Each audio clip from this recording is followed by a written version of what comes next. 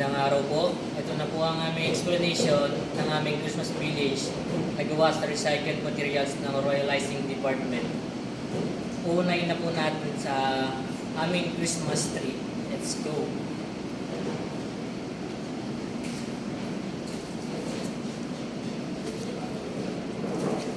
So, ito po ang aming Christmas tree.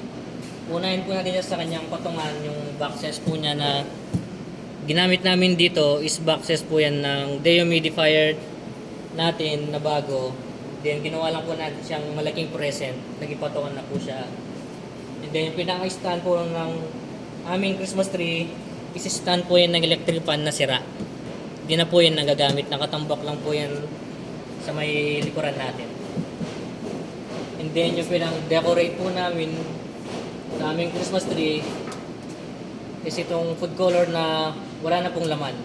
Wala na pong laman yung mga yan. And then yung vials po na maliliit, kinover up lang po namin. Then kinulayan. Tapos ito pong red, yellow, white na ito is ito po yung mga ginamit namin na food pen sa last order po namin. Wala na po itong laman. So, inipon lang po namin and then naging recycled na po siya na pang-decorate sa aming Christmas tree. Then, meron po siyang snowflakes na gawa din po sa boxes and then kinover up lang po namin ng foil. And then, yung po kanyang star is gawa lang din po yan sa boxes. Yan, ito po ang aming Christmas tree.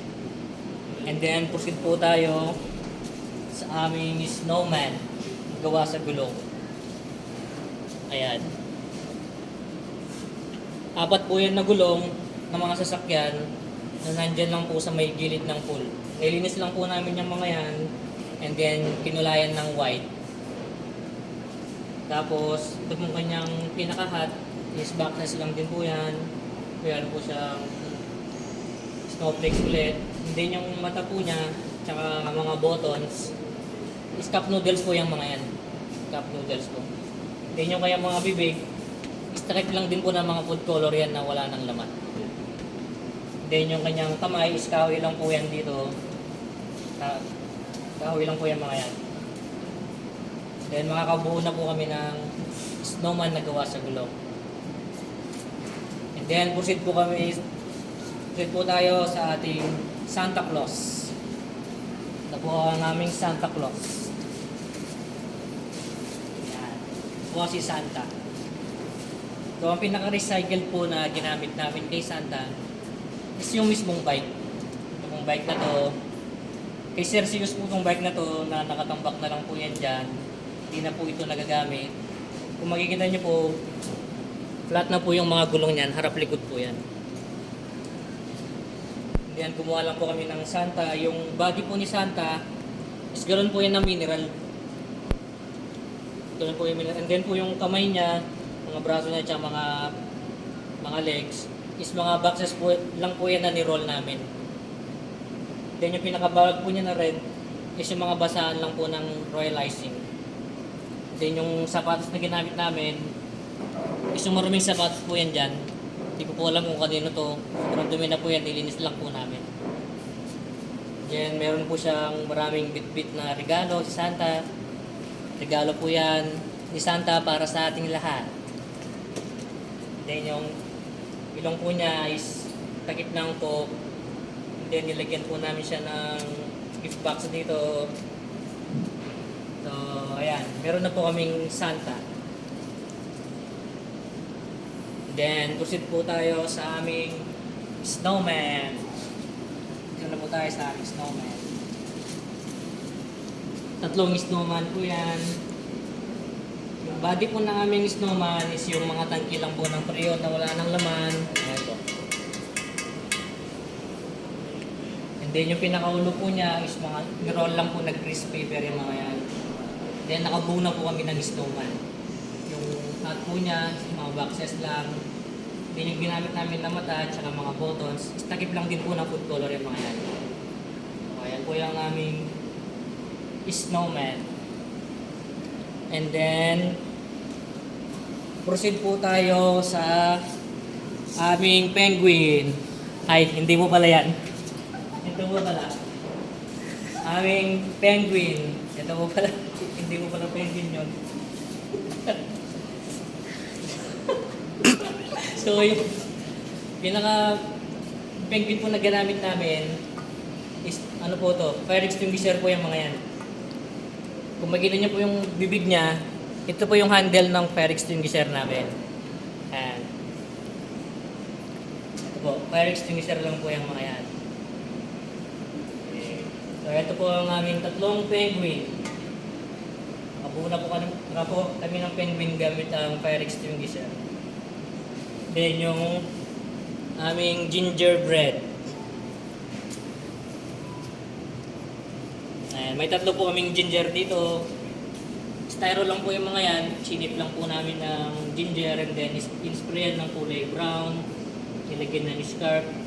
Nakabuo na po kami ng ginger. And then yung aming reindeer. Ito ang reindeer namin. Gawa lang din po ito sa boxes. Then yung mata niya, takip lang po yan ng food color, and then yung ilong. Takip lang din po ng coke yan. Nakabuo na po kami ng reindeer, gamit lang po yung mga yan. Then meron po kami dito